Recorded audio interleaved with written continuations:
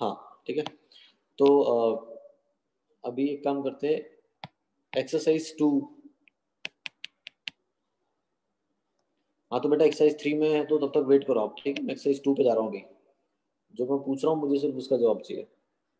Exercise 2 में जिसको doubt है बोलिए, नहीं है तो चुप रहिए। 2, 7, 10, 11, 12।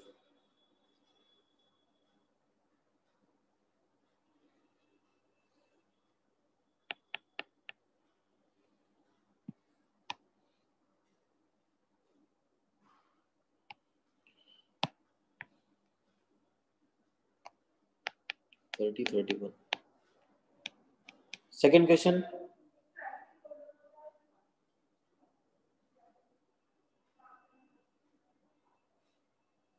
सेकेंड क्वेश्चन नहीं बताऊंगा। सेवंथ वाला बिल्कुल नहीं बताऊंगा सेकंड तो। इतना घटिया क्वेश्चन तो किसी को नहीं बताता मैं। सेवंथ वाला, फॉलोइंग टू इक्वेशंस इन साइमल्टेनियस सीरीज में डलर, ठीक है। हाँ सेवंथ वाला सोचेंगे। सेकंड वाले में क्या है यार, एंडो या एक्सो, ये तो देख के पता चल जाएगा। स्लोप का डायरेक्टली आइडिया है तुम्हें। ये क्वेश्चन सोल्व करने के लिए 1 मिनट भी नहीं चाहिए पूरा।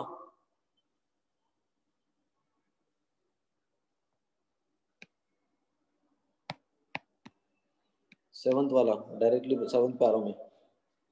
Following to equilibrium is simultaneously established in a container, ठीक है। If Ni solid is introduced in the container forming Ni। अच्छा देखो Ni को अगर आप कंटेनर में डाल रहे हो तो वो पता है क्या कर रहा है, वो कार्बन मोनोऑक्साइड को कंज्यूम कर रहा है। कार्बन मोनोऑक्साइड को कंज्यूम कर रहा है तभी NiCO4 बन रहा है। तो इसका मतलब Ni जो है वो एक्चुअली में अंदर जाके क्या काम कर रहा है, कार्बन मोनोऑक्साइड के कॉन्सेंट्रेशन को कम कर रहा है वो। अरे जब कार्बन मोनोऑक्साइड का कॉन्सेंट्रेशन कम हो गया, मतलब सेकंड रिएक्शन में देखो, सेकंड रिएक्शन ये वाली है। इसमें जब कार्बन मोनोऑक्साइड का कॉन्सेंट्रेशन कम हो जाएगा, रिएक्शन किधर जाएगी, बैकवर्ड। बैकवर्ड जाएगी तो Cl2 का कॉन्सेंट्रेशन बढ़ने लगेगा। जब Cl2 का कॉन्सेंट्रेशन बढ़ने लगेगा तो पहली रिएक्शन में Cl2 का कॉन्सेंट्रेशन बढ़ रहा है तो रिएक्शन ये भी बैकवर्ड जाएगी। पिक्चर क्लियर हो गई। अब क्या करना है क्या नहीं करना, दोनों रिएक्शन को पता है बैकवर्ड जा रही है। अब देख लो, ऑप्शन चेक कर लो अपने हिसाब से, ठीक है।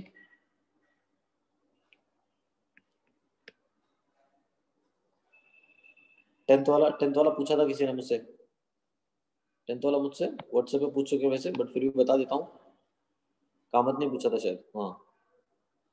चलो आपको भी डाउट था ना कि ये 1 क्यों आ रहा था, फिर मैंने आंसर भी बताया था कि स्टोइकोमेट्रिक कोएफिशिएंट चेंज होगा तो चेंज हो सकता है ना, तो वो बता ही देता हूँ मैं। टेंथ वाला था कि मैं रिवर्सिबल साइन नहीं लिख रहा हूँ, ऐसे ही समझ लेना कि रिवर्सिबल ये वो अपने आप है ना, सी गिव्स ए। तो इसने बोला if 1 mole of A is taken in A close container 1 litre, मतलब 1 मोलर है इसका, 1 में से x गया तो x बनेगा, x था x में से y गया तो ये y बनेगा, ठीक है। x माइनस y हो गया, y में से z गया तो ये माइनस z हो गया, ये कितना बनेगा, z बन जाएगा। बट a जो है वो क्या है, यहाँ पे 1 माइनस एक्स, यहाँ पे z है तो इसको लिखो 1 माइनस एक्स और यहाँ पे लिखो प्लस z, ठीक है।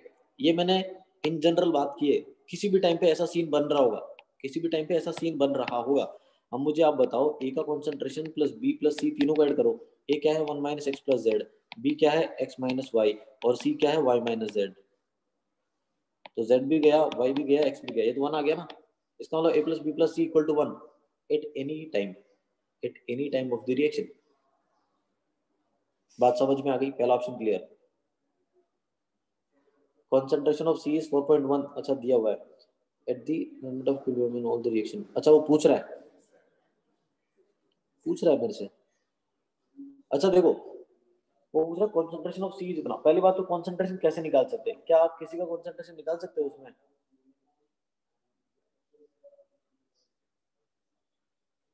हाँ बिफोर इक्विलिब्रियम आल्सो। मैंने कहीं बोला क्या कि इक्विलिब्रियम पे एक्स मोल डिसोसिएट हो रहा है इसका, मैंने बोला क्या, नहीं ना।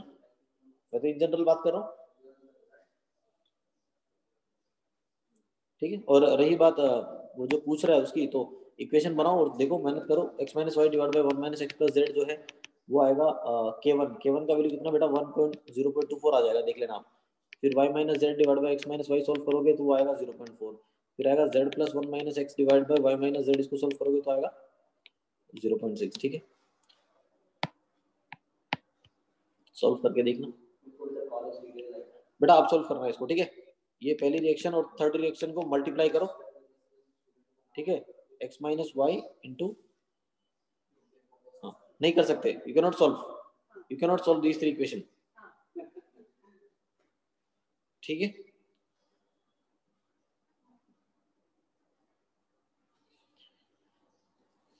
बेटा बहुत मुश्किल है सॉल्व करना इन दोनों को।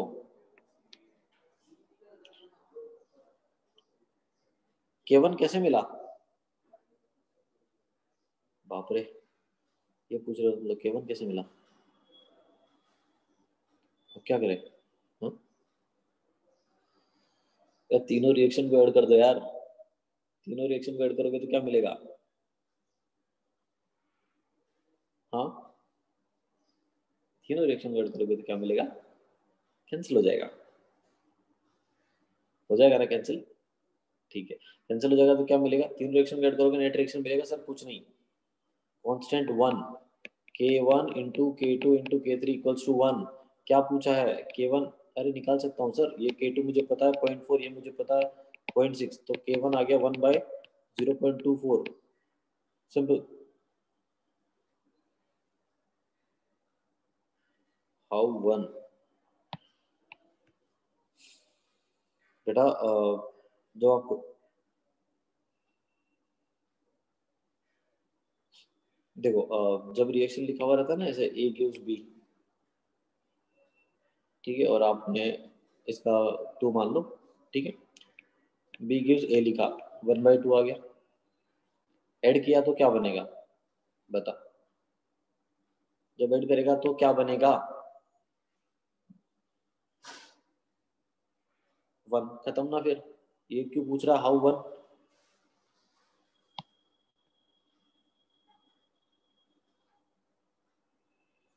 अच्छा आपको 3.2 मिला, ठीक है, चलिए बहुत बढ़िया, कैलकुलेट कर सकते हो तो बहुत ही बहुत बहुत बढ़िया है। देखो थोड़ा मुझे लगता है लेंदी है, but X Y Z calculate कर लोगे तुम लोग, ये सब कॉन्सेंट्रेशन ही है, एक्स हो गया, वाई हो गया, जेड, तीनों तीन इक्वेशन है, तीन वेरिएबल है, सॉल्व तो हो जाएगा, ये तो क्लियर है, बट आई थिंक थोड़ा मुझे लग रहा है इजी नहीं होगा उतना, और चेक कर लेना ऑप्शन। अच्छा आइसोमर ए बोल रहा है वो, isomer A is least stable, तो ये क्वेश्चन भी पूछा था किसी ने मुझसे, और मैंने इसका भी आंसर बताया था कि तीनों में से कौन सी रिएक्शन का इक्विलिब्रियम कांस्टेंट ज्यादा है, सर पहले वाले का 1/0.24, ऑलमोस्ट ये कितना होगा, ये 4 टाइम्स होगा, सबसे ज्यादा कांस्टेंट किसका है, पहले वाले का, इसका मतलब पहले वाली रिएक्शन बहुत फॉरवर्ड जा रही है, बहुत ज्यादा फॉरवर्ड जा रही है, सबसे ज्यादा फॉरवर्ड कौन सी जा रही है, पहले वाली। फॉरवर्ड क्यों जा रही है, क्यों जा रही है फॉरवर्ड, क्योंकि फॉरवर्ड जाने से क्या होता है, बी ज्यादा बनता है, बी ज्यादा बनता है, बी ज्यादा क्यों बनेगा, क्योंकि बी स्टेबल है, ए ज्यादा कंज्यूम हो रहा है, क्यों, क्योंकि ए लेस स्टेबल है। अरे बताया था ना, जब के बहुत ज्यादा होता है तो प्रोडक्ट रिएक्टेंट से ज्यादा स्टेबल होता है, जब के बहुत कम होता है तो रिएक्टेंट प्रोडक्ट से ज्यादा स्टेबल होता है, ये सब बता चुका हूं मैं।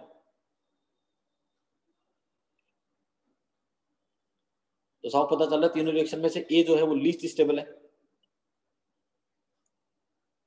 क्योंकि वही जल्दी कन्वर्ट हो रहा है बी में, बाकी सब तो फिर भी धीरे धीरे जा रहे हैं, 0.4 0.6 से सबका, इसका तो एकदम 4 है, रिएक्शन का इक्विलिब्रियम कांस्टेंट ही बहुत ज्यादा है बाकी के कंपैरिजन में, ठीक है। 11th वाला नहीं बताऊंगा, 11th वाला कल ही पढ़ाया मैंने, मतलब कल मतलब अभी पढ़ाया, एक दो दिन पहले, टाइट्रेशन वाला, एक बार अच्छे से देखो, सॉल्व करो, हो जाएगा। अच्छा इसी में पूछ रहा है बी और सी में कैसे कंपेयर हो रहे हैं, volume of strong acid added base added to weak डाइपेसिफिकेशन, बेटा देखना पड़ेगा। अच्छा क्वेश्चन 10 में क्या बकवास कर रहा है यार, बी और सी हर एक ऑप्शन तो बताया, क्वेश्चन नंबर 10 में मैं हर एक ऑप्शन बता चुका हूं।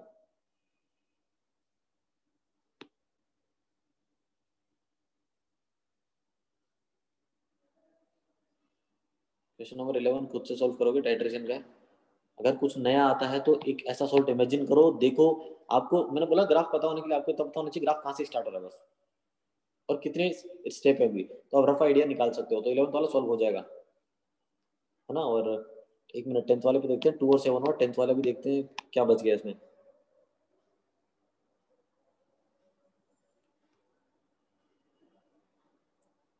अच्छा बी क्या बोला, which one is, which isomer is more stable, B और सी, अब बी और सी में कंपेयर करें, अब देखो बी और सी, बी से सी बन रहा है और सी से ए बन रहा है ना, इस रिएक्शन का कांस्टेंट 0.4 है, इसका 0.6, क्या जमीन आसमान का फर्क है क्या दोनों में, नहीं, तो नहीं बता सकते। बट जहां से ए और बी बन रहा था वो नियरली 4 आ रहा था। इनमें इनमें बहुत फर्क है, इसलिए इसके बारे में कमेंट किया मैंने। जो क्वेश्चन पूछना है सिर्फ उतना वहीं पे दिमाग लगाना है, ठीक है, ज्यादा नहीं। अगर बी और सी में भी बहुत डिफरेंस होता तो कॉमन सेंस वही लगाते जो अब तक बोल रहा हूं मैं, कि जिसका ज्यादा है कांस्टेंट उसमें रिएक्टेंट कम स्टेबल है, प्रोडक्ट ज्यादा स्टेबल है।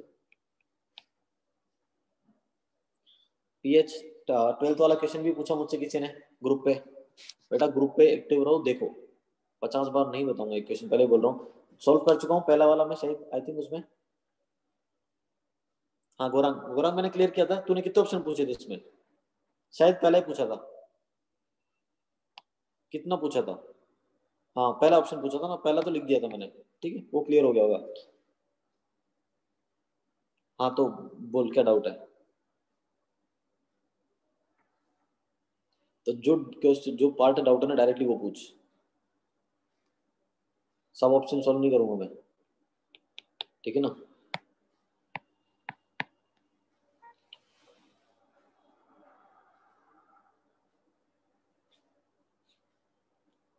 गौरांग जो पार्ट में डाउट है तेरे को वो पूछ ले जल्दी, वो बता दूंगा, सभी सॉल्व नहीं करूंगा, पहले बोल रहा हूँ।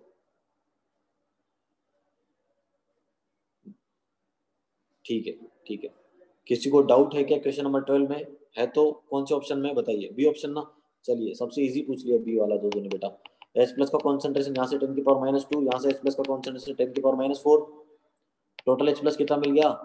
10⁻² प्लस 10⁻⁴। बस निकाल ले पीएच। अब बताओ मैं क्या करूँ इसमें? ये तो बहुत इजी पूछ लिया तुमने।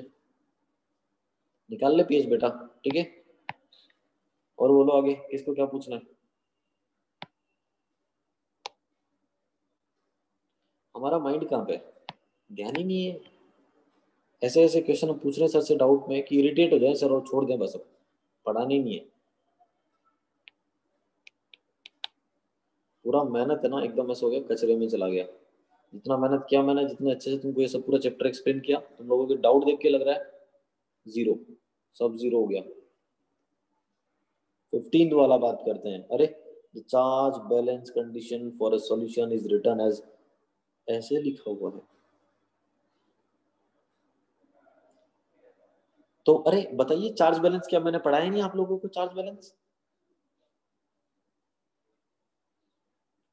इसका मतलब देखो सॉल्यूशन में कौन कौन प्रेजेंट है। अरे Na प्लस भी प्रेजेंट है, H प्लस भी प्रेजेंट है, Cl माइनस भी प्रेजेंट है, Br माइनस बी, I माइनस बी, OH माइनस बी।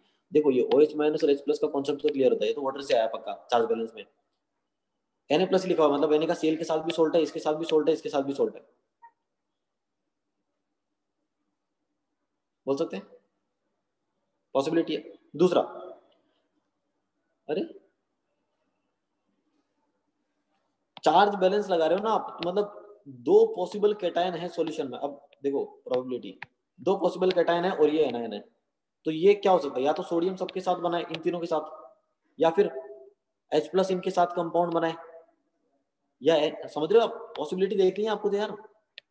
आपको मैंने बोल दिया कि एक सॉल्यूशन है जिसके अंदर ये इतने सारे आयन है, मुझे बताओ कि कैसे कैसे आयन होंगे। आप बोलोगे सर हो सकता है कि ये हो सकता है ये Na के सोल्ट हो, है ना। आप बोलोगे कि सर या तो वाटर होगा या फिर ये तीनों Na के सोल्ट होंगे, ये हो सकता है। या सर ऐसा भी तो हो सकता है कि NaOH लिया हुआ हो, है ना, और HCl HBr और HI हो, ये भी तो हो सकता है। सोचना ही क्या है इसमें, और क्या करना है। 15 खत्म, सीधा 30 पे आ रहा हूँ।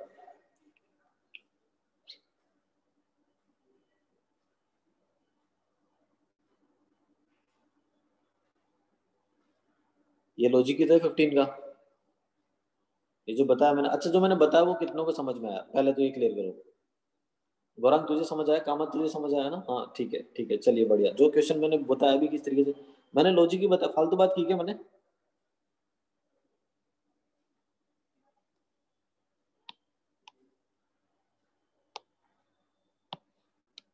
सर को लॉजिक ही नहीं समझ में आ रहा अभी, ध्यान ही पता नहीं किधर है। कौन सा ऑप्शन पूछना है बेटा को, तू जल्दी बोल दीजिए इसमें 15 वाले में। सब बता दिए मैंने, फिर भी तेरे को डाउट है तो बोल दे भी, बाद में फोन के लिए बोलना मत मुझे कि फोन करना है।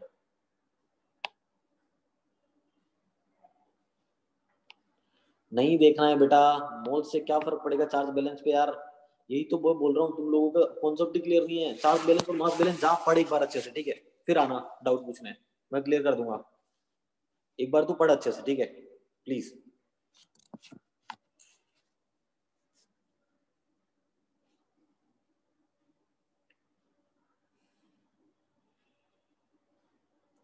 बेटा वो क्वेश्चन में ये पूछ रहा है, तो क्वेश्चन में ये पूछ रहा है कि कौन कौन प्रेजेंट है। क्या उसने क्वेश्चन में ऑप्शन में कहीं भी बोला कि इसका 1 मोल है, इसका 2 मोल है? अगर वो मोल्स के टर्म में बात करता तो मैं सोचता कि यार मुझे मोल्स को भी कंसिडर करना है।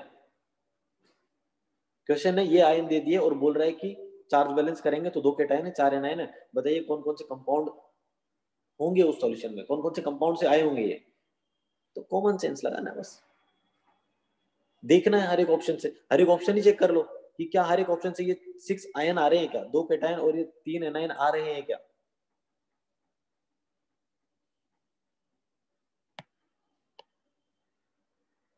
ठीक है ना। 30 जिसने भी पूछा, मुझे पता नहीं 30 क्या है, मैं देख तो लिया है, घटिया सा डाउट है, 30 भी नहीं बताया जाएगा। बफर जैसा पूछ रहा है, HCl और एसिटिक एसिड पहला ऑप्शन तो नहीं है। दूसरा H2PO4 माइनस और HPO4 - 2 एसिडिक बफर है, सी वाला हो ही नहीं सकता, स्ट्रॉन्ग बेस है। डी वाला क्या है यार, HCN के साथ NaCl लिया है, कोई लॉजिक ही नहीं है। अगर HCl लिया है वीक एसिड तो फिर उसी का कॉन्जुगेट सोल्ट लेता ना, NaCN लेता ना, तब जाके बफर बनता, ये तो NaCl है, गलत हो गया। तो बफर आइडेंटिफाई करने वाले क्वेश्चंस में डाउट है अभी तुम लोगों को। 31 पे आते हैं।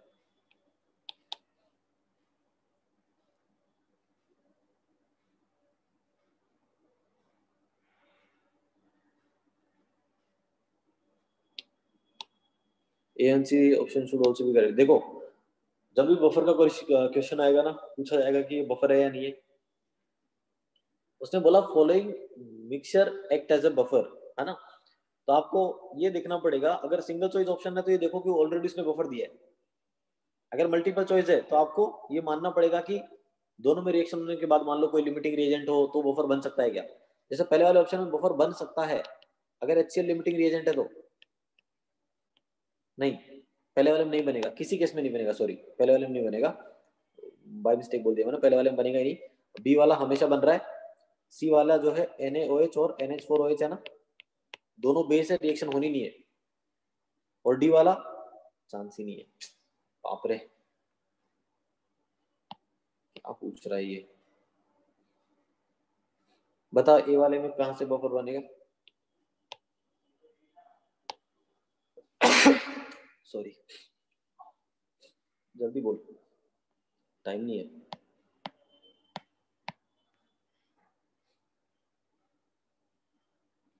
बाकी लोग है ना, एक्सरसाइज 3 के डाउट लिख दो सब तक चैट बॉक्स में ना। हाँ तो एसिडिक आयन HCl के साथ एक करके क्या करेगा अभी, आगे बोल। एसिडिक एसिड HCl के साथ एक करके क्या बनाएगा।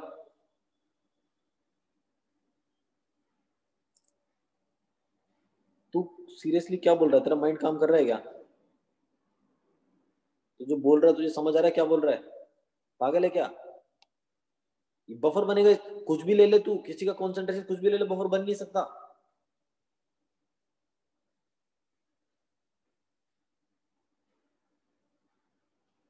कैसे बफर बनेगा, अगर मान ले ये डिसोसिएटिव भी हो गया तो ये हो गया, ये किसके साथ रिएक्शन करेगा, HCl के साथ, तो फिर से H+ ले लेगा, बस वापस से एसिड बन जाएगा।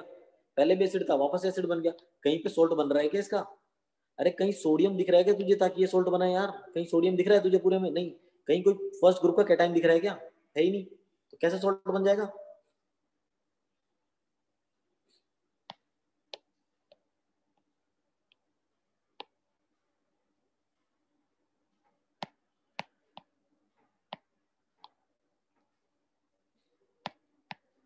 एक्सरसाइज 3 में कितने डाउट बताने हैं मुझे, वो मैं लिमिट सेट करूंगा आपसे, क्योंकि मैं देख चुका हूँ तुम लोग फालतू डाउट ज्यादा पूछ रहे हो, टाइम पास करने आए हो तुम लोग ना अभी।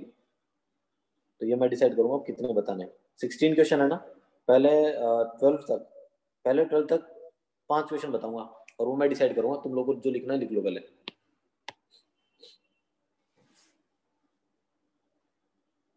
KSP पढ़ा नहीं है, कहा तभी नेक्स्ट क्लास में पढ़ेंगे, सोलिबिलिटी प्रोडक्ट होता है वो। सॉल्युबिलिटी प्रोडक्ट नेक्स्ट क्लास में पढ़ लेंगे। 312.5 3912.5 ठीक है, थर्ड वाला देख लेते हैं। अच्छा 12 का सेट 5 देखते हैं यार, अभी रुको थोड़ा, धीरे धीरे बोला करो। तो ये थर्ड वाले में क्या डाउट है तुम लोगों को? वाह, क्लास नोट्स है सबके पास? देखिए सेम क्वेश्चन मिलेगा आपको। अरे बेटा formula 4p total alpha square divide by 1 minus alpha square, क्या यही फॉर्मूला लिखा था सर ने? 1 माइनस अल्फा था या अल्फा स्क्वायर था नीचे, ये बताओ। 1 माइनस अल्फा था।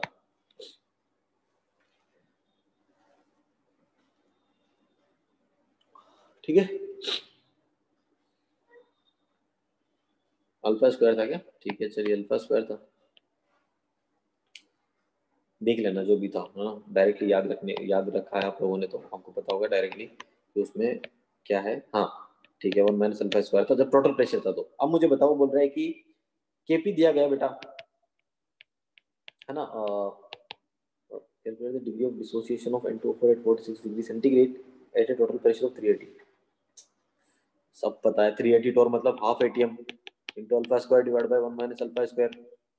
अल्फा यहाँ से निकल गया, खत्म, बस ये एक लाइन का सवाल है। इसमें मैं क्या करूं? हो गया सवाल, ये इसमें टाइम लगेगा? पूछा किसने था सर ये? बेटा परफॉर्मेंस डिग्रेड हो रहा है तुम लोगों का सबका।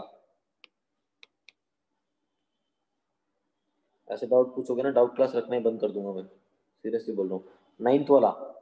नाइन्थ वाला डाउट है पीएच ऑफ ये, वाह, सोल्ट है ये ना?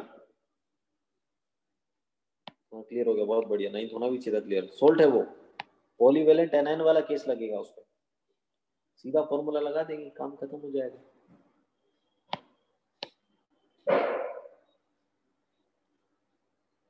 हाँ आगे बोलो, और कौन सा डाउट था? ट्वेल्थ वाला था, ट्वेल्थ में 5 है, ट्वेल्थ का सेट 5। ठीक है, तो अरे ये तो क्या बोल रहा है वो, how many act as a buffer बोल रहा है। तो यार बफर बनने के लिए तो ये तो एल्कोहल फिनॉल है, इसको फिनॉल बोलते हैं, मतलब एल्कोहल तो नहीं बोलेंगे, फिनॉल है। और ये बेंजोइक एसिड है। एक्चुअली में ये भी एसिड की तरह बिहेव करता है और ये भी एसिड की तरह बिहेव करता है। ऐसा नहीं है, ये बेस की तरह भी बिहेव कर सकता है क्योंकि ऑक्सीजन के पास लोन पेयर है। तो फिर माइंड में आ रहा होगा कि सर अगर बेस की तरह बिहेव कर रहा है तो क्या करेगा, ज्यादा से ज्यादा H प्लस गेन कर लेगा एसिड से, इससे H प्लस ले लेगा, OH2 प्लस बन जाएगा और ये C double bond O minus बन जाएगा। क्या कहीं कोई बफर बना रहा है क्या? क्या बफर बनने के लिए यार, आपको पता है ना क्या होता है डेफिनेशन? वीक होना चाहिए एक कंपोनेंट, वीक एसिड होना चाहिए और उसका कॉन्जुगेट बेस का सोल्ट होना चाहिए। तो सोल्ट बनाने के लिए अरे सोडियम पोटेशियम ये तो दिखेंगे ना यार उसमें, इनके बिना बफर बन जाएगा क्या? बन ही नहीं सकता। ये तो दिखेंगे ना, ये तो दिख ही नहीं रहे इस पूरे में, कहाँ है, कहीं सोडियम दिख रहा है क्या? नहीं ना, तो ये बफर बना ही नहीं सकते, चांस ही नहीं है कि बफर बने। समझ में आ रही है? और मैं फिनोल की बात करूँ ना, तो फिनोल के पास जैसे मैंने बोला ना बेस थोड़ा बेस की तरह बिहेव कर सकता है क्योंकि लोन पर है, ज्यादातर एसिड की तरह बिहेव करता है क्योंकि H प्लस देने के बाद रेजोनेंस से स्टेबिलिटी मिलती है उसे। अब ये सब बातें नहीं समझ में आएगी अभी। तो दोनों एसिड एक तरीके से है, हाँ रिलेटिवली बात करेंगे स्ट्रॉन्ग एसिड है ये बेंजोइक एसिड स्ट्रॉन्ग है, रिलेटिवली ये वीक है। क्या स्ट्रॉन्ग एसिड और वीक एसिड का मिक्सचर बफर बना सकता है? नेवर। थोड़ी देर पहले ही बताया था मैंने, HCl और एसिटिक एसिड कभी नहीं बना सकता, एग्जैक्टली वैसा ही सीन है, ये बफर बन ही नहीं सकता। बफर बनने के लिए कम से कम, अरे कोई केटायन तो देखो यार, केटायन कौन कौन से होंगे बेटा? या तो एस ब्लॉक के आ जाएंगे या फिर अमोनियम आयन आ जाता है कभी कभी।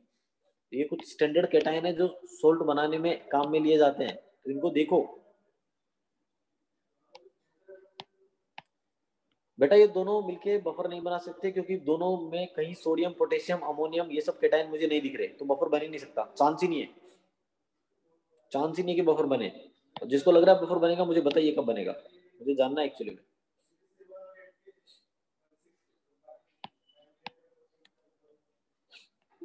सेट 4, हाँ सेट 4, तो अब ये सेट 4 तो आसान है, एसिड बेस रिएक्शन होगी,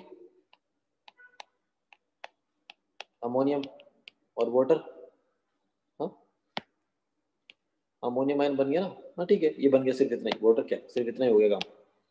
हाँ तो बताइए क्या ये दोनों मिलके बफर नहीं बना सकते? बना सकते हैं ना सर।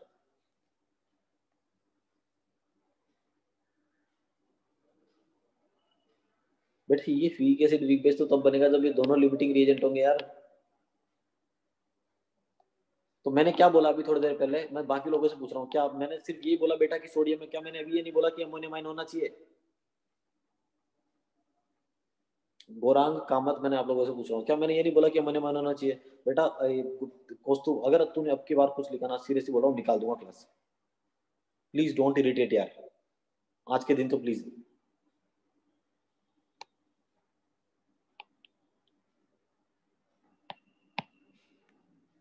डाउट पूछना है तो हैव सम रिस्पेक्ट ना, अच्छे से बात कर, बात नहीं करनी आती तो क्लास से चले जा, सिंपल, आई डोंट केयर, मुझे फर्क नहीं पड़ता।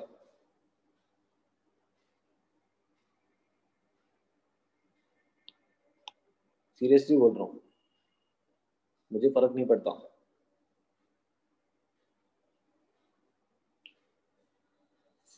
अल्टीमेटली मुझे इतना पता है कि I am doing my job, और बहुत सही तरीके से बता रहा हूँ मैं। इरिटेट हो गया ना मैं, तो तुम्हें पता नहीं चलेगा, मैं उड़ा दूंगा चैप्टर बस, और तुम्हें पता भी नहीं चलेगा, मैं उड़ा ही दूंगा फिर। सो प्लीज,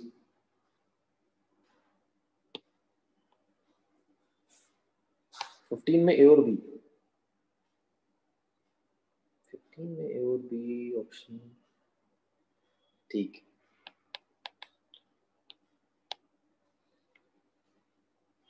सभी तो नहीं बताए जाएंगे। अच्छा पहली बात तो 15 में डी ऑप्शन आप नहीं कर सकते क्योंकि केएसपी है ना, वो तो अभी पढ़ाया ही नहीं मैंने, तो वो तो आपको क्या ही समझ आएगा अभी। ए ऑप्शन में उसने बोला पीएच निकालना है, तो पहले बेस है, फिर एसिड है, और फिर सॉल्ट है, सबको मिक्स किया जा रहा है बेटा, अलग अलग है ना, प्लस लिखा हुआ है बीच में, मतलब पहले तीनों सेपरेट थे, तीनों को मिक्स किया, तो टोटल वॉल्यूम कितना होगा? टोटल वॉल्यूम ए ऑप्शन में 500 लीटर हो जाएगा सर, टोटल वॉल्यूम हो गया। पहले वाले सॉल्ट से एक है स्ट्रॉन्ग डाई एसिडिक बेस जो लिया गया है ना, सॉल्ट है पहली बात तो पहले वाले से क्या मिल रहा होगा? ये है स्ट्रॉन्ग डाई एसिडिक बेस है, ठीक है। तो बेटा ये हो गया एक्स इंटू ओ एच, नहीं बेटा ये M1V1 वाला कॉन्सेप्ट नहीं है, नहीं नहीं, सब अलग अलग है ना, देख सब एक जैसे, सब एसिड होते तो M1V1 और सब लगा सकते हैं, देख यहाँ पे सोचने दे, है ना। ये कुछ इस तरीके से सॉल्ट है, -2, हाँ ये कुछ इस तरीके का सॉल्ट है, राइट। अब उसने बोला स्ट्रॉन्ग डाई एसिडिक बेस था, ठीक है। उसके बाद जो नेक्स्ट वाला है, चलिए वो तो एसिड है स्ट्रॉन्ग, उसका तो सोचना ही नहीं है, और लास्ट वाला जो है वो सॉल्ट है ना, और वो कहाँ से आया है? वो NaOH और HNO से, अरे स्ट्रॉन्ग एसिड स्ट्रॉन्ग बेस का सॉल्ट है, ये स्ट्रॉन्ग एसिड है, और ये भी स्ट्रॉन्ग ही है बेटा, क्योंकि कहीं के भी तो दिया नहीं है पहले वाले पार्ट में, तो ये मान के चलेंगे ना कि ये स्ट्रॉन्ग एसिड और स्ट्रॉन्ग बेस का, बट स्ट्रॉन्ग बेस कैसा है? डाई डाई एसिडिक है, बस इतना क्लियर है हमें, है ना, इतना क्लियर है। बट इसने ना यार ये फॉर्मूला जो बना है ना, गलत बनाया है, ये NXOH का होल ट्वाइस जो लिखा है ना, ये गलत लिखा है एक्चुअली में, या फिर मेरे हिसाब से ये, अच्छा ये यहाँ पे ये बोलना चाह रहा है ये नॉर्मेलिटी है। एग्जैक्टली, बहुत आसान है फिर तो, बहुत ही ज्यादा आसान है बेटा, नॉर्मेलिटी है ना, इसका मतलब OH माइनस का कॉन्सेंट्रेशन कितना होगा? 0.03 होगा, तो पहले वाले से OH माइनस इतना आया, दूसरे वाले से H प्लस कितना आएगा? मैं मोल्स की, सॉरी सॉरी, मैं कॉन्सेंट्रेशन की बात नहीं करूंगा, नहीं मैं मोल्स की बात करता हूँ, क्योंकि कॉन्सेंट्रेशन डिफरेंट आएगा, टोटल वॉल्यूम है ना, तो पहले वाले से OH माइनस के मोल्स बताओ कितने आएंगे? जल्दी बताओ यार। 0.03 0.03 एग्जैक्टली 0.3, बहुत बढ़िया। H प्लस का बताओ, सेकंड वाले से कितना आएगा? 0.4, ठीक है, हो गया काम।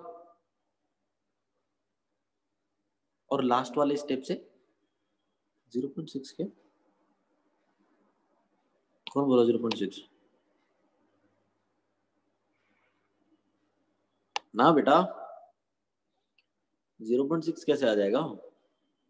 नॉर्मेलिटी इनटू वॉल्यूम करेगा, क्या आएगा? इक्विवेलेंस आएगा। तो एक इक्विवेलेंस, मान ले कैल्शियम हाइड्रोक्साइड, मान ले एक इक्विवेलेंस कैल्शियम हाइड्रोक्साइड में OH माइनस का इक्विवेलेंस भी तो उतना ही होगा ना, मोल कॉन्सेप्ट थोड़ी लगाएगा उसमें। अगर इसके x इक्विवेलेंस है तो OH माइनस के भी x ही होंगे। मोल्स अगर इसका x होता तो OH माइनस का 2x होता। मोल्स के टर्म में ऐसा होता है ना, इक्विवेलेंस के टर्म में ऐसा थोड़ी होता है, राइट? तो वो तो कंफ्यूज नहीं होंगे ना हम लोग। हाँ, और उसके बाद NaNO3 ना, स्ट्रॉन्ग एसिड स्ट्रॉन्ग बेस, तो वो तो उससे तो कोई पीएच में खास चेंज आएगा नहीं, वो तो न्यूट्रल है, न्यूट्रल बना के रखेगा सॉल्यूशन को, राइट? इसका मतलब अल्टीमेटली क्या हुआ बेटा, अब इन दोनों से देख ले, OH minus plus H plus से वाटर बन जाएगा, जो बच जाएगा वही मेरे हिसाब से H प्लस को एट्रीब्यूट करेगा। तो ये लिमिटिंग रिएजेंट है, ये 0 हो गया, ये 0.1 बच गया, अल्टीमेटली 0.1 बच गया, तो H प्लस का कॉन्सेंट्रेशन कितना हो गया? 0.1 डिवाइड बाय 500। सॉल्व कर ले।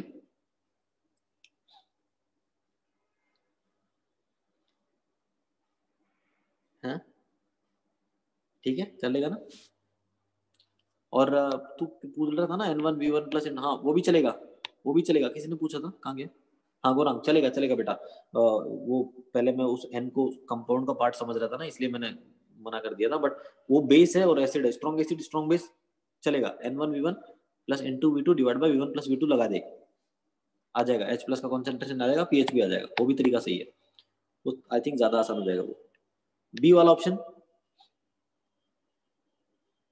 एक अमोनिया है और KOH, ठीक है, तो मतलब अमोनिया नहीं है ये, RNH3 plus Cl minus, already salt बना हुआ है। कैसे बना होगा ये?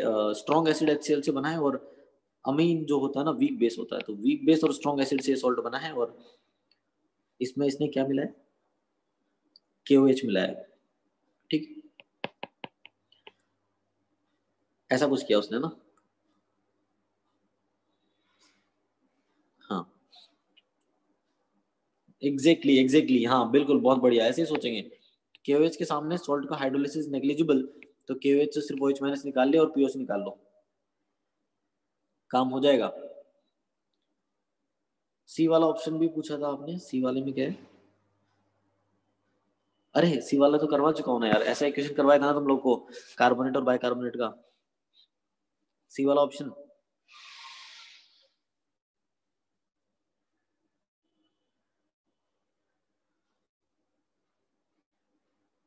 हाँ सी वाला ऑप्शन हो जाएगा या नहीं होगा तो बताऊं, या अभी सॉल्व करोगे? ठीक है चल, तेरा डाउट क्लियर हो गया, बढ़िया। सी वाला ऑप्शन ठीक है, मैं कर ही देता हूँ। चलिए ठीक है, मैं करता हूँ। कौस्तुभ ये बता, तेरे सी वाले का आंसर क्या आया, जल्दी बता। और जो भी जहां भी सॉल्व किया ना, उसका सॉल्यूशन भेज मेरे को व्हाट्सएप पे, ठीक है? अभी जल्दी भेज, फिर मैं सॉल्व करता हूँ। या देख के क्वेश्चन पूछ रहा तू मुझसे, बिना ट्राई किए, है ना? सॉल्व किया है तो भेज व्हाट्सएप पे, कैसा सॉल्यूशन है तेरा, गलत सही फर्क नहीं पड़ता, मैं सॉल्व करूंगा। हाँ चलेगा, भेजना तू, मेरे को सब समझ में आता है, मैं, है ना, यहीं पे रहता हूँ, अर्थ पे रहता हूँ मैं, कोई दूसरी दुनिया से नहीं आया हूँ मैं। हाँ तो नहीं है तो बेटा, सॉल्व नहीं किया ना तूने, जो solve it again then send me, ठीक है? नहीं होता है तो मैं सॉल्व करके भेज दूंगा तेरे को।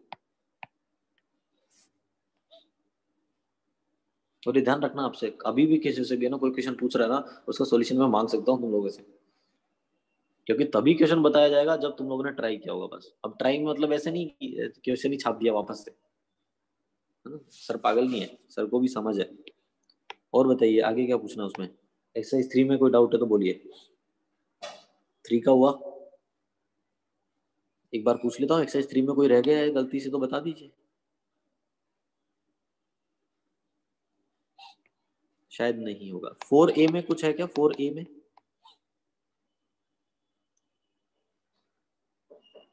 क्वेश्चन 8 है, चलिए ठीक है, क्वेश्चन चलो एक बार क्वेश्चन लिखवा दो यार, 8 लिखवा दो।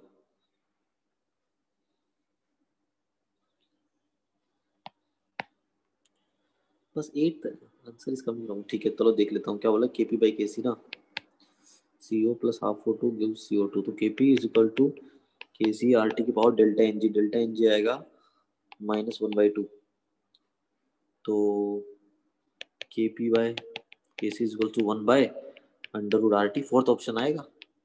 क्या दिया है ऑप्शन, क्या दिया है?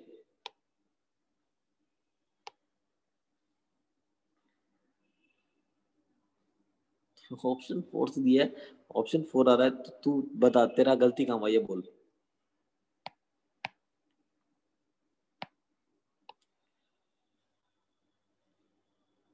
आगे पूछो यार, ऐसे तो डाउट पूछ रहे हो तुम लोग, कोई ढंग का है तो पूछो। 4A में नहीं है तो 4B का बताओ, सिंपल। टाइम वेस्ट मत करो, टाइम बचेगा तो यूनिट एक्सरसाइज पे भी जाएंगे। ठीक है, तो 4A में डाउट नहीं है तो 4B का बताओ यार सीधा। क्वेश्चन नंबर 1 ही डाउट है 4B में सर। ठीक है आगे बोलो, पहले लिख लेता हूँ क्वेश्चंस।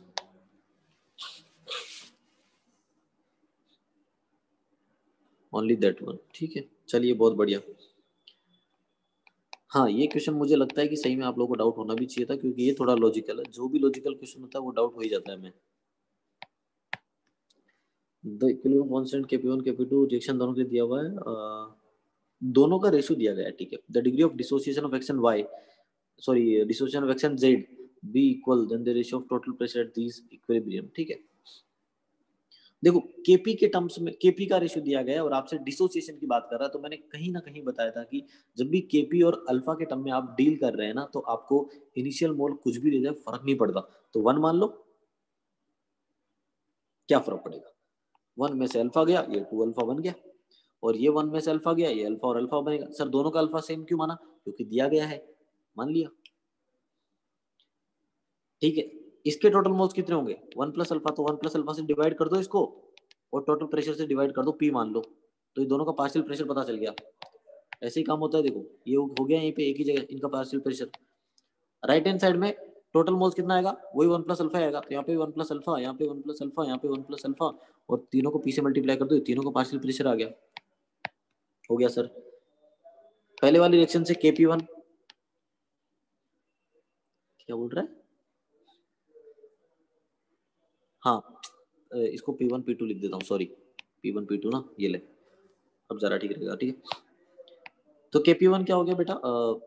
Kp1 हो गया 2 alpha P1 divide by 1 plus alpha का whole square divided by 1 minus alpha P1 divide by 1 plus alpha, ये Kp1 हो गया। और Kp2 जो हो गया वो हो गया बेटा alpha square P2 square divided by 1 plus alpha का होल स्क्वायर, और वहाँ पे आएगा नीचे 1 minus alpha divide by 1 plus alpha into P2। ठीक है,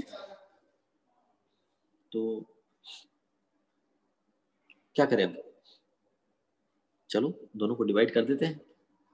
पहले थोड़ा सिंप्लीफाई कर लेते हैं, मुझे लग रहा है कुछ तो कैंसिल हो गया। ये P1 चला गया, ये यहाँ से चला गया, तो बनेगा 4 अल्फा P1 ना, 4 alpha P1 divided by 1 minus alpha square. I think सही है ना? हाँ 4 alpha square, exactly 4 alpha square P1 into 1 minus alpha square, ये ठीक है। और Kp2 alpha square P2 divided by, अच्छा सॉरी कुछ प्रॉब्लम की क्या मैंने? नहीं नहीं सही है सही है, यहाँ पे 1 माइनस अल्फा स्क्वायर हो गया। अरे बहुत सही, अब तो सॉल्व भी हो गया यार ये। अब मैं क्या करूँ इसमें? खत्म हो गया सवाल, सॉल्व कर लो। Kp1 Kp2 डिवाइड कर दो, सब तो कैंसिल हो जाएगा, दोनों का रेशियो निकाल लो यार। अभी सॉल्व करो, आंसर बताओ आ रहा है कि नहीं, फिर आगे जाएंगे।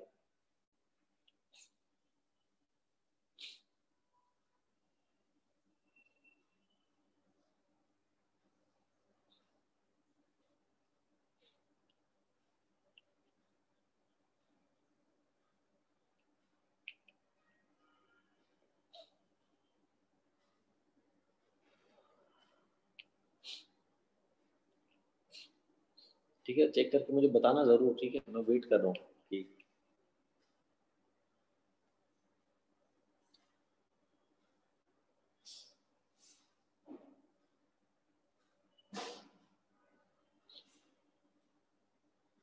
ठीक है चलिए, बढ़िया, बोल दिया तो काफी है। आगे बोलो। 4B में एक ही डाउट है, चलो 4B के आगे भी एक्सरसाइज है क्या? 5 में बताओ।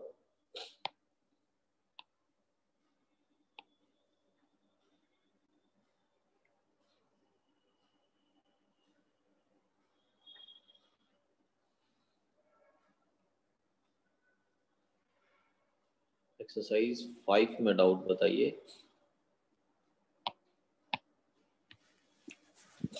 आई थिंक सॉल्व नहीं किया होगा। सॉल्व भी नहीं किया एक्सरसाइज 5 ना, तो डाउट कहाँ से आएगा? चलो ठीक है।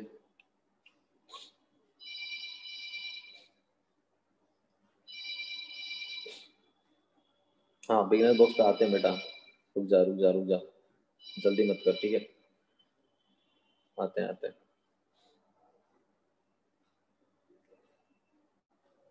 पेज नंबर बताइएगा, बिगिनर बॉक्स बताओगे तो। चलिए बताइए, पेज नंबर बताइए और स्टार्ट हो जाइए।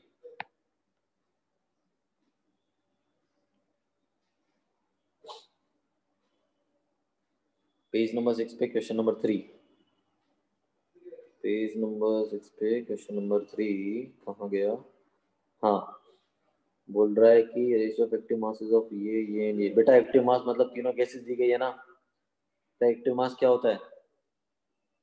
तेरा कैलकुलेशन मिस्टेक क्या आता है? अभी कितना घटिया सवाल पूछा था तूने भी, केपी केसी वाला। तो ये कैलकुलेशन मिस्टेक तेरा प्रॉब्लम है, मेरा नहीं है, ठीक है। बोल रहा है ratio of active masses, active mass क्या होता है गैसेस के लिए?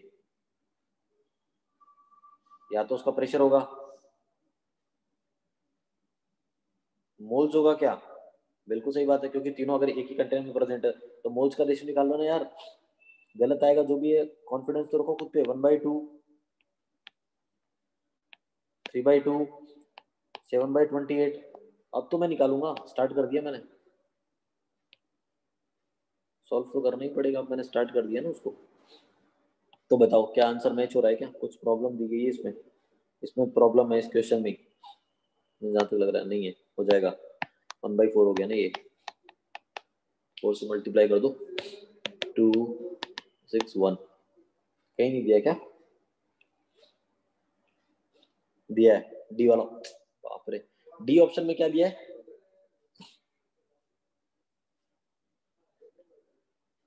फ्रस्ट्रेट हो जाऊंगा मैं। आगे चलिए, आगे बताओ बिगनर बॉक्स में। जिसको जो भी क्वेश्चन पूछना होता है प्लीज बी क्लियर। आपको कोई क्वेश्चन आपने ट्राई किया, आपसे गलती हुई तो बोलो कि सर मुझे ये क्वेश्चन पूछना है, इसमें यहाँ गलती है। हवा में नहीं सर, ये क्वेश्चन सॉल्व कर दो, नहीं चलेगा। कैलकुलेशन मिस्टेक हो रही है तो बोलो सर कैलकुलेशन मिस्टेक हो रही है। उस केस में आपका रिस्पॉन्सिबिलिटी है मुझे सॉल्यूशन भेजना, मैं कैलकुलेशन मिस्टेक ढूंढ के भेजूंगा आपको, पूरा क्वेश्चन नहीं बताऊंगा। ऐसे ही सीखोगे तुम लोग, समझ में आ रही बात? कैलकुलेशन मिस्टेक होती है, मुझे सॉल्यूशन भेजोगे, कुछ भी क्वेश्चन पूछ रहे हो ना मुझे सॉल्यूशन भेजोगे पहले, उसके बाद क्लियर होगा तुम्हारा डाउट। क्वेश्चन नंबर भी बोल, पेज नंबर 26 पे question number 6।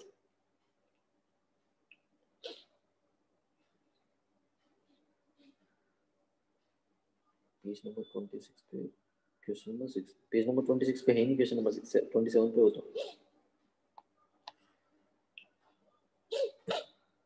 The reaction in which yield of product cannot be increased by the addition of high pressure। अच्छा, जहां पे डेल्टा एन जी 0 होगा वहां पे प्रेशर अप्लाई करने से प्रोडक्ट का यील्ड नहीं बढ़ेगा।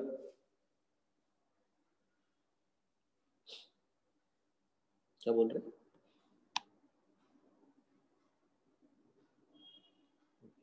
ऑप्शन बोथ, दोनों क्यों होने चाहिए? रीजन भी तो बोल। ए में भी डेल्टा एन जी 0 है क्या?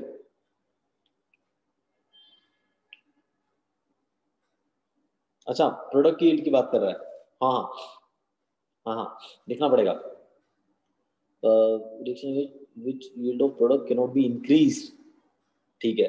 इसका मतलब बोल रहा है कि रिएक्शन फॉरवर्ड नहीं जानी चाहिए,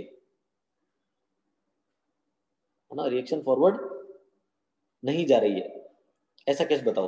प्रेशर बढ़ाने पे रिएक्शन फॉरवर्ड कहाँ पे नहीं जा रही है, वो आंसर है। ठीक है, तो पहले वाला भी आएगा, बिल्कुल सही बात है, ए ऑप्शन भी आएगा, फैक्ट है, बिल्कुल सही बात, ए ऑप्शन भी आएगा।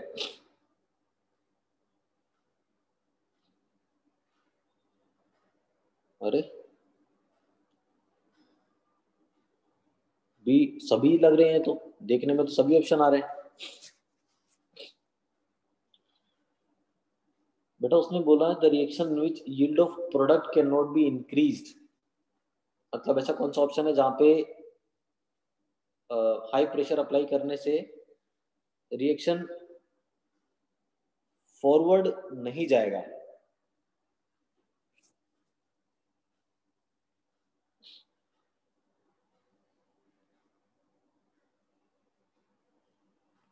देखो मेरी बात एक बार क्लियरली सुन लो तुम लोग, पहले तुम लोग के जो माइंड में है उसको रखो, कंट्रोल रखो, मैं जो बोल रहा हूँ उसको सुनो, फिर मैं गलत हूँ तो मुझे बोलना जरूरी एक बार, ठीक है।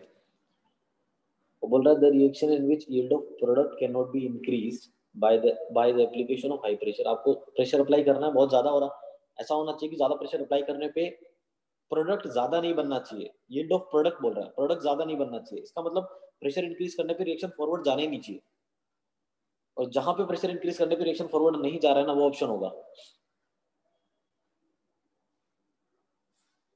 क्या सही बोल रहा हूँ मैं? क्या जो मैंने बोला वो सही, क्या मैं तो ये जानना चाह रहा हूँ, क्या जो मैंने बोला वो सही था या गलत था, बस मुझे उतना जानना है, कहानी नहीं सुननी है मुझे।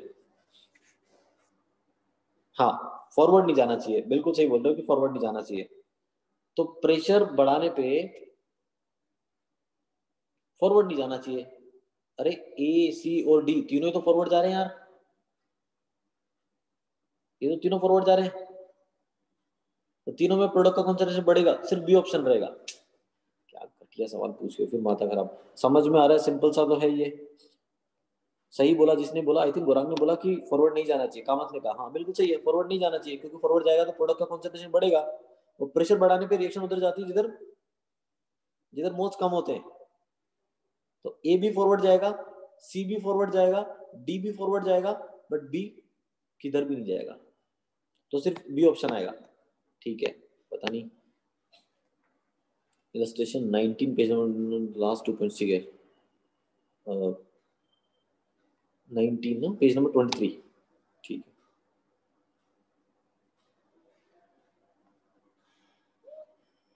Page number 23।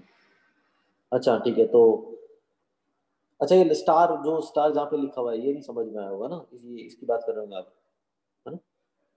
तो पहली बात तो किसी ने पूछा क्या, हाँ वेपर प्रेशर पूछा, तो वो काम हो गया होगा। उसने बोला if in a room pressure of water is greater than 8 mm of Hg, then you will absorb water vapor from air, ठीक है। हाँ देखो ये बोलना चाह रहा है कि Kp इक्वल टू ये PH2 के स्क्वायर से आपने वेपर का वो वाटर वेपर का या वाटर का वेपर प्रेशर निकाल लिया है ना, वाटर का वेपर प्रेशर निकाल लिया जो कि 8 mm ऑफ Hg आया। अब ऑब्वियस सी बात है कि ये जो है Kp equals to P of H2 था, Kp सिर्फ टेम्परेचर पे डिपेंड कर रहा है, तो वेपर प्रेशर भी टेम्परेचर पे डिपेंड करेगा, ये तो क्लियर है, तो टेम्परेचर चेंज होने से वेपर प्रेशर में चेंज नहीं आना चाहिए। अब वो ये बोल रहा है कि अगर मान लीजिए रूम में pressure of water is greater than 8 mm of Hg, अगर मान लो कि रूम में टेम्परेचर डिफरेंट होगा ना, डिफरेंट कंडीशन में अगर वेपर प्रेशर जो है वो 8 mm ऑफ Hg से ज्यादा हो जाता है ना, तो यहाँ पे आपको क्या करना है, रिएक्शन को देखो, सॉलिड था, गिव्स यहाँ पे लिखा हुआ है सॉलिड प्लस गैस H2O था, है ना, अगर इसका प्रेशर बढ़ जाता है तो रिएक्शन बैकवर्ड जाएगी, बैकवर्ड जाने पे क्या होता है, बैकवर्ड में CuSO4.5H2O, मतलब बैकवर्ड जाने पे जो भी जितना भी प्रेशर बढ़ा है ना, वो प्रेशर बढ़ रहा है तो रिएक्शन बैकवर्ड जाएगी, बैकवर्ड जाएगी मतलब ये बनेगा, मतलब जो CuSO4 एनहाइड्रस है ना, वो वाटर वेपर को एब्जॉर्ब करेगा। कब तक एब्जॉर्ब करेगा, जब तक वापस से इक्विलिब्रियम नहीं आ जाता, और इक्विलिब्रियम आएगा तो फिर से वेपर प्रेशर कितना होगा, 8 mm Hg रहेगा, क्यों, क्योंकि आपने टेम्परेचर चेंज नहीं किया, तो वेपर प्रेशर चेंज नहीं हो सकता। समझ में आया? अगर रूम में प्रेशर 8 से ज्यादा है तो रिएक्शन बैकवर्ड जाएगा, कब तक जाएगा, जब तक 8 नहीं हो जाता, अगर 8 से कम है तो फॉरवर्ड जाएगा, कब तक जाएगा, जब तक 8 नहीं हो जाता। ठीक है, तो ये आप अच्छे से थोड़ा स्लोली पढ़ते हैं ना, तो मुझे लगता है वो समझ में भी आ जाता। सोचना था थोड़ा सा बस उस पर। Page number 26, question number 1।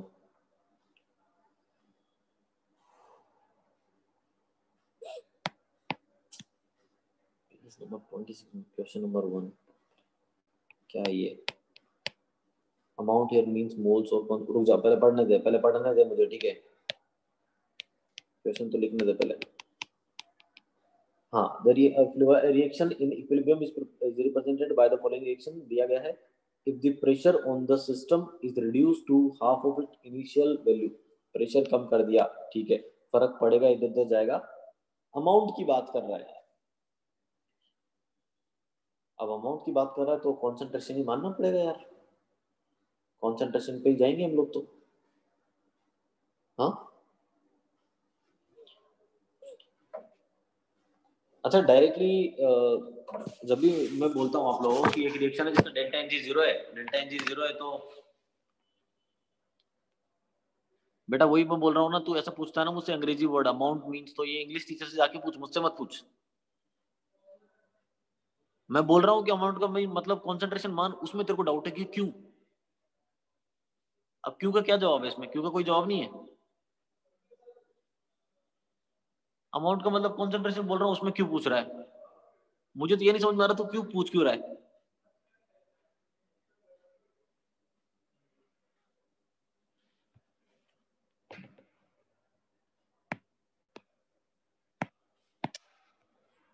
Next next क्या होगा? आई थिंक बिजनेस बॉक्स तो डन हो गया होगा, ठीक है। अभी यूनिट एक्सरसाइज में सॉल्व करना है तो जल्दी बता दो, टाइम बहुत हो गया, 1 से 2:30 हो गया ऑलमोस्ट। आई थिंक काफी है आज के लिए। थोड़े और डाउट्स ले लेते हैं यूनिट एक्सरसाइज के, ठीक ठाक डाउट्स जो सही में जेन्युइन डाउट होंगे वही बताए जाएंगे ना। अरे यार कामत, जो लास्ट में है ना बेटा, मॉड्यूल के लास्ट में आप जाइए। हाँ, ईयर लॉन्ग वाले, एग्जैक्टली उन्हें ही। ईयर लॉन्ग वाले जो होते हैं ना, उन्हें ही यूनिट एक्सरसाइज बोला जाता है बेटा। Page number 37, question number 7। बेटा बहुत लेट हो गया तू, इसको सिर्फ वर्बली बताऊंगा मैं, बहुत लेट हो गया तू, ठीक है। अब मैं सीधा यूनिट एक्सरसाइज पे आ गया, बट फिर भी तू बोल रहा है तो एक बार बता देता हूँ। पेज नंबर 37 पे क्वेश्चन नंबर 7। अच्छा, calculate the number of express present in 1 ml of solution, उस pH इज 13। अरे एक सॉल्यूशन है, अब ये तो भगवान बचाएगा तुम्हें। H प्लस का कॉन्सेंट्रेशन दिया हुआ है, बट जो कॉन्सेंट्रेशन दिया है वो 10⁻13। तो उसका क्या मतलब है कि 1 लीटर में 10⁻13 मोल है, बट वॉल्यूम कितना है 1 ml है, तो 1 ml में कितना मोल जाएगा निकाल लेना यार।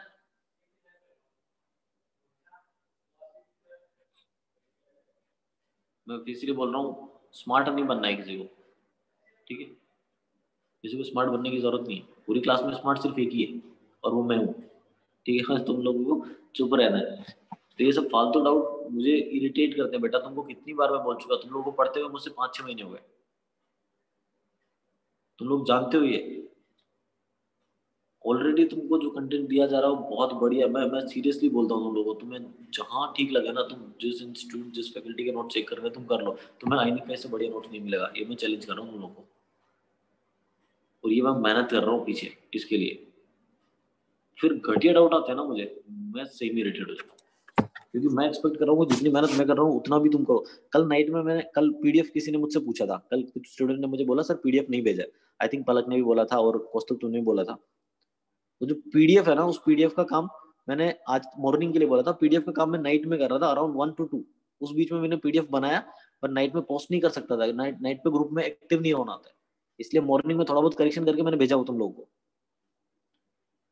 तो ये जो मेहनत चल रही है मैं खुद के लिए नहीं कर रहा हूँ, मुझे नोट्स ये हैंड राइटिंग ये बना के क्या मेरे पास रखे हैं ऑलरेडी खुद के यार, ये नहीं चाहिए मुझे, ये तुम लोगों के लिए किया जा रहा है, ठीक है। तो थोड़ा सीरियस रहो, सर एफर्ट लगा रहे हैं, हम भी थोड़ा एफर्ट लगाते हैं, अच्छा मार्क्स आएंगे हमारे तो सर भी खुश होंगे, हम अच्छे डाउट पूछेंगे सर भी खुश होंगे। हम घुमा फिरा के वही पूछ रहे हैं, H प्लस निकालना है, ये डाउट ही नहीं है। ये 10th क्लास के बच्चे को भी पूछ लेता ना, उसको भी सुना देता मैं। तुम तो 11th में हो यार, तो ऐसे डाउट मत पूछा करो मुझसे प्लीज।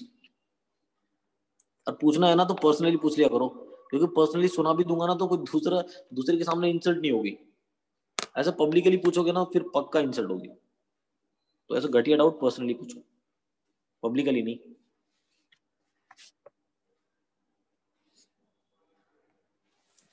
बेटा कौस्तुभ, क्लास में अगर सही बात बताऊं तो सबसे ज्यादा डाउट तू ही पूछता है, ठीक है? जैसे तूने भी डाउट पूछे, डेली बेसिस पे तू फोन पे तो बात करता ही है, आई थिंक तुझे पता होगा। डेली नहीं तो हर अल्टरनेट डे तू बात करता ही है फोन पे। और कभी भी तूने फोन पे बात की तो 20 मिनट से कम डिस्कशन चला है क्या? नहीं ना। कभी कभी हाफ एन आवर चल जाता है यार। तो इतना फ्रीली मतलब तुम लोग मुझसे बात कर पा रहे हो फोन पे, तुम लोगों को मैं डाउट क्लियर कर रहा हूँ व्हाट्सएप पे, मैं जूम पे डाउट क्लियर कर रहा हूँ। तुम लोगों को समझ ही नहीं आ रहा यार कि सर इतना एफर्ट लगा रहे हैं हमारे पीछे, और हम लोग क्या कर रहे हैं पीछे? हम लोग ऐसा डाउट पूछ रहे हैं कि सर ही इरिटेट हो जाए। मतलब सर को लगे कि सर आप मेहनत करना ही छोड़ दो, हम ऐसा घटिया डाउट पूछेंगे। फिर उससे मुझे बुरा लगता है, ठीक है? फिर मुझे मालूम है क्लास में कौन कौन है अच्छा है, पढ़ने वाला है, और अच्छा है लास्ट एग्जाम का रिजल्ट अच्छा है। स्पेशली मैंने देखा गौरांग का रिजल्ट बड़ा अच्छा था। गौरांग का परफॉर्मेंस सही में बहुत बढ़िया था। जिसका भी परफॉर्मेंस अच्छा होगा ना मैं डायरेक्टली बोल दूंगा, मैं बोल देता हूँ गौरांग का अच्छा था, वो है ही नहीं मीटिंग में अभी, बट उसका सीरियसली परफॉर्मेंस बहुत अच्छा था। कौस्तुभ तुम्हारा परफॉर्मेंस डाउन है, सुधारना है, बहुत सुधारना है अभी तो। कामत आपका ओके, ओके टाइप है, बहुत है, इम्प्रूवमेंट के चांसेस बहुत है। ओके, ठीक है ना? चलिए अब वो ईयर लॉन्ग एक्सरसाइज की बात कर लेते हैं, तो वहां पे आ जाते हैं एक बार। क्वेश्चन नंबर 26 में स्टेटमेंट ए एंड बी। एक मिनट में ये लोग पे पहुंच जाता हूँ।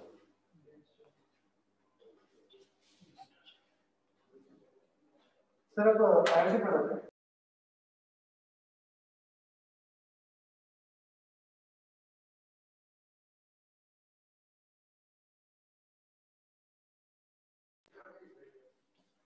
हाँ तो गौरांग, डिस्कशन मिस कर दिया बेटा तूने, बहुत लेट आया तू।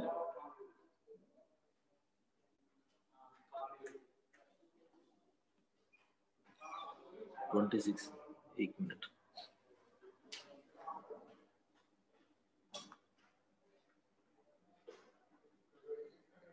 ठीक है, तो अच्छा ठीक है, तो 26 में बेटा जहां तक मैं समझ पा रहा हूँ वो वाला ऑप्शन है ना, सी, टाइट्रेशन कर्व, राइट? वही वाला है।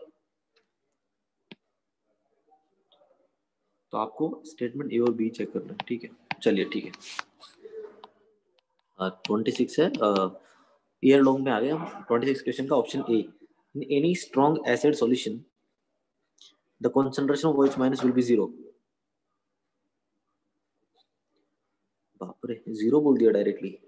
अरे H प्लस का कॉन्सेंट्रेशन जो है स्ट्रॉन्ग एसिड में बहुत ज्यादा होगा। चलिए कितना ज्यादा हो सकता है मुझे बताइए, स्ट्रॉन्ग का मतलब क्या है? क्या 10⁻⁻1 मोलर HCl स्ट्रॉन्ग है?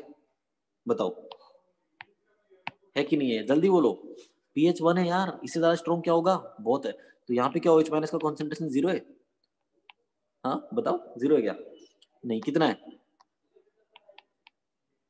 ये है जीरो तो नहीं है सर। तो यार ये तो फेल हो गया, पहला ऑप्शन तो गलत है ना, पहला स्टेटमेंट तो गलत हो गया। Second statement, if delta G naught of a reaction is positive the reaction will not proceed at all। बेटा ये भी तो क्लियर है ना यार, जैसे ए गिव्स बी लिखा हुआ है ना, और इसका डेल्टा जी जो है पॉजिटिव है, मतलब ये रिएक्शन नॉन स्पॉन्टेनियस है, ये अपने आप होगी नहीं। ये नॉन स्पॉन्टेनियस है इस डायरेक्शन में, फॉरवर्ड डायरेक्शन में, बट ये रिएक्शन अगर फॉरवर्ड डायरेक्शन में नॉन स्पॉन्टेनियस है तो बैकवर्ड डायरेक्शन में मतलब बी से ए में डेल्टा जी नेगेटिव होगा, स्पॉन्टेनियस होगी। अगर कोई रिएक्शन लिखी हुई है ए रिवर्सिबल बी, ठीक है, उसका डेल्टा जी लिखा हुआ है पॉजिटिव है, इसका मतलब फॉरवर्ड में नहीं होगी वो, बैकवर्ड में हो रही होगी। बैकवर्ड में मतलब बी से ए बन रहा होगा।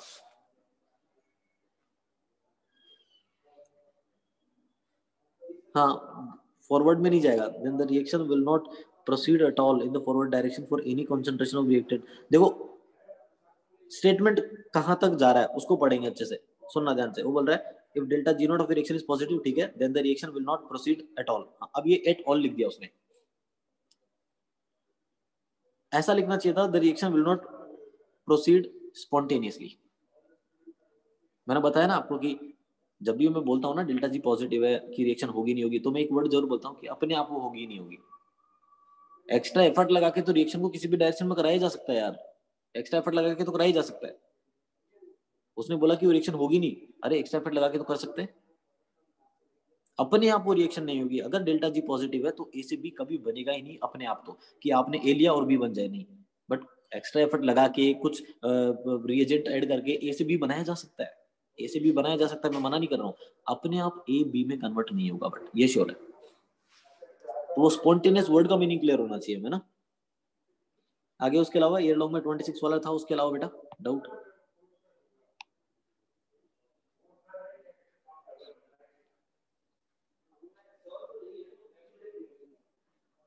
ठीक है चलिए, आपने नहीं किया कोई दिक्कत नहीं है, जिसने भी सॉल्व किया एक बार आप पूछ सकते हैं। आई थिंक गौरव सॉल्व किया तूने थोड़ा बहुत? नहीं है, कोई है ही नहीं। ठीक है चलिए, काफी है। तो सॉल्व कर लेना और पूछ लेना ग्रुप पे। अब एटलीस्ट इस पे तो आयनिक पे अब डाउट डिस्कशन तभी होगा जब हमारा सॉल्युबिलिटी खत्म हो जाएगा। नेक्स्ट वीक में सैटरडे को फिर से कर लेंगे, है ना, तब सॉल्युबिलिटी डिस्कस भी कर लेंगे। और I think next week Saturday तो एग्जाम ही है, राइट? सैटरडे को एग्जाम है, उससे पहले कर लेंगे। मंडे को चैप्टर फिनिश हो जाएगा। तो देखो एग्जाम तक का पोर्शन तो वैसे भी खत्म हो गया बेटा, तो आई थिंक एग्जाम तक का तो न्यूमेरिकल जो भी थे वो हमने आज डिस्कस कर ही लिए। फिर भी अगर कुछ पोर्शन है टाइट्रेशन वाले, शायद क्वेश्चन आप लोगों ने उतने सॉल्व नहीं किए होंगे, अभी कर लेना, ग्रुप पे पूछ लेना। तो नेक्स्ट वीक अगर डिस्कशन नहीं भी होता है तो इट्स ओके, क्योंकि एग्जाम में जो आने वाला है ना उसका डिस्कशन आज मैंने एंड कर दिया है। और बाकी व्हाट्सएप के थ्रू कनेक्टेड तो है, वहां पे क्लियर हो जाएंगे डाउट। ठीक है, क्लियर है? और पूछना है किसी को कुछ भी तो पूछ सकते हो भी, कोई दिक्कत नहीं है। ठीक है चलिए, बाय।